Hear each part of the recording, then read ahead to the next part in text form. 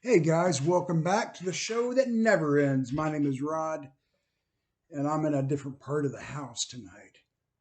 My daughter and her husband and their daughter went to their rooms.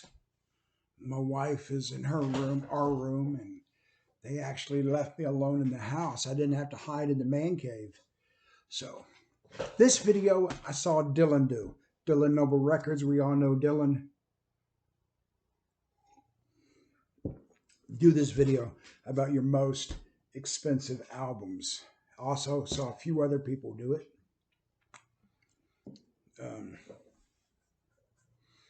Really cool thread. Mine is not going to be as impressive as those other cats. Hold on a second. Okay, I'm back. Like I said, it's not going to be. I saw Harry's Music Room. Harry is a great guy with a really cool channel. Harry's Music Room. If you don't know him, please change that and go subscribe to his channel. He showed some really cool stuff, as well as Dylan. Mine's not going to be nearly as cool as Harry and Dylan. It's just not going to happen, man. But anyway, I'm going to show you. I didn't bring out my. This is no box sets. This is your most expensive stuff, not counting box sets. And I kind of, in my mind, counted the Jimi Hendrix Are You Experienced and the Stevie Ray Vaughan, even though they're not they're special edition box sets. So I'm not going to show those. Go down here. I'm going to start off with the 13th floor elevators. And I'm going to work my way up. This copy, beautiful copy. The vinyl, very hard vinyl. That's the label. Show you the back of it. The medium price. The medium price is what they're going by. Not the lowest, not the highest on Discogs, but the medium priced. 13th floor elevators live.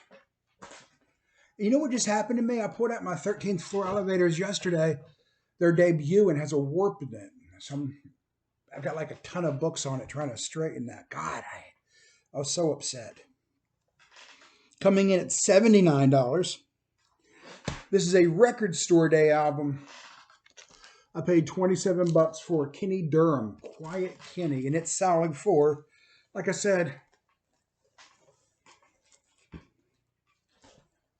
it is selling for $79.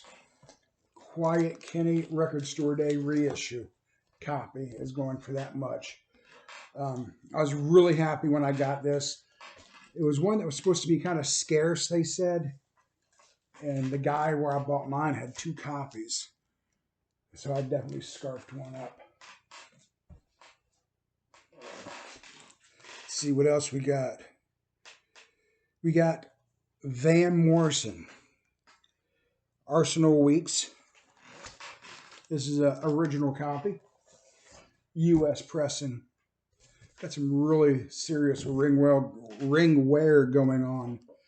But nevertheless, this is selling for $85 on Discogs. If I wanted to sell it, which I don't. I don't listen to this album a lot, but it's a great one to have in my collection. And when I do play it, I do enjoy it.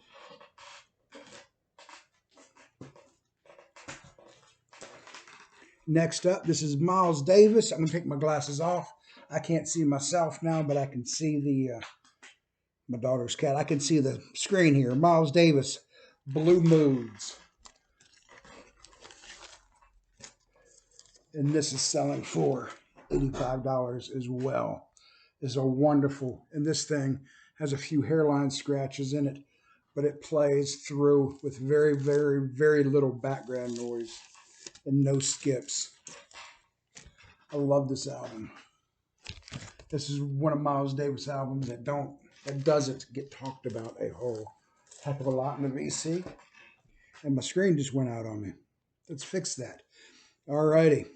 Dylan, $88. Oh Mercy. This is the 45 RPM, the Mobile Fidelity Sound Lab. Oh gosh, no. I'm going to lose my VC card. You know what? It sounded good before we found out everything. It still sounds good. I don't care. I like this pressing.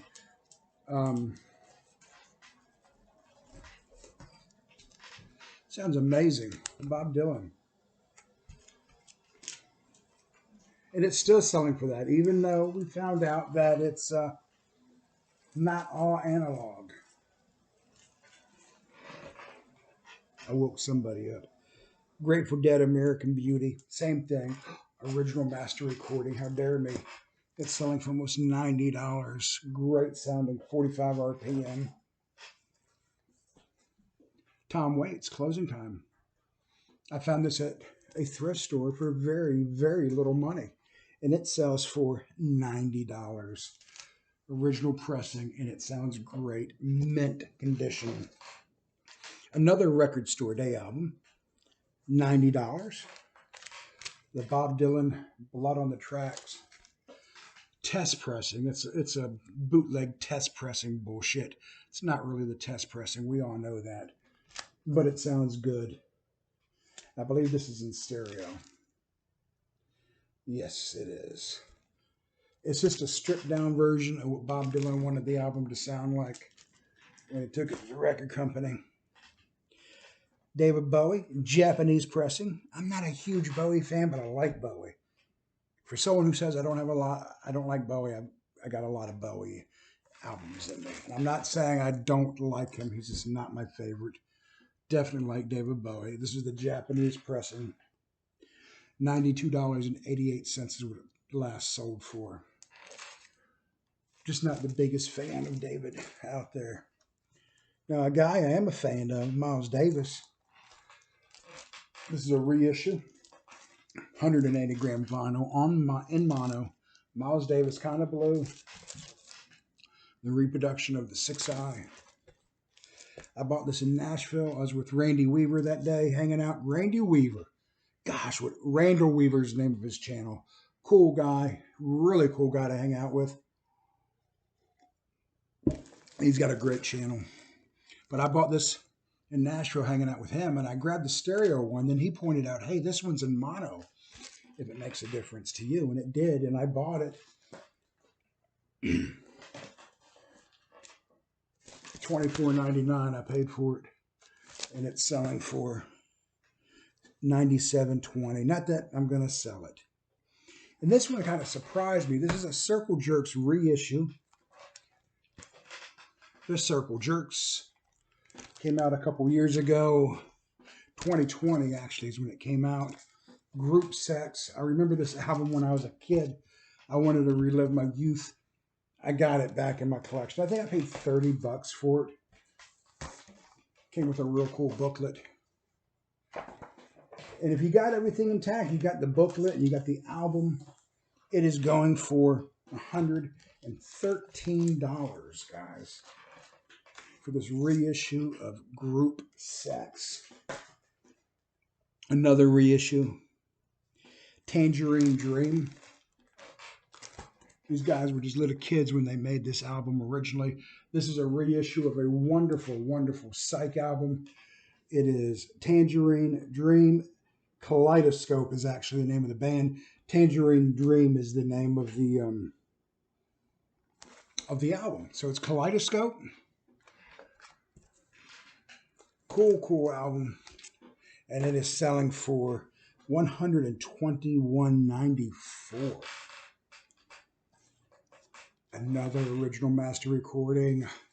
Don't throw rocks at me. Listen, like I said, if it sounded good before you found out, it still sounds good. Elvis Costello, Burt Bacharach. And yes, this sounds great. I love this album. It's a great album to mellow out to.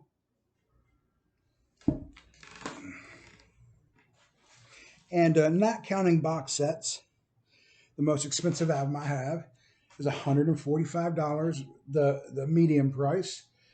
It's another very laid-back album. Pacific Jazz, 1222, 1222. That's Chet Baker Sings. This is a reissue, and it sold out quickly. And Okay, he's not the best singer out there. I know that. I get that. He's not the best trumpet player out there. But this album sounds amazing. Sound-wise, this is one of my favorite albums. And it is also the most expensive album in my collection at $145.70. So my collection's not as much as Dylan and Kenny and all those cool guys like that. But I was shocked to find out some of those prices, guys. So jump on this thread, go through Discogs, find out what your most expensive albums are. Some of the ones you think are going to be expensive are nothing. It's like Michael Jackson's Thriller. People bring me that because they know I deal in antiques. And they're like, you're the guy that buys stuff. And they'll bring me Thriller and they hand it to me like this. Look. I'm like, oh, cool, Thriller, great album. How much can you give me for it? $10 because I'm going to sell it for 20. But anyway, jump on this thread. Started by Dylan at Noble Records. My name is Rod. Peace. I hope everyone's doing great.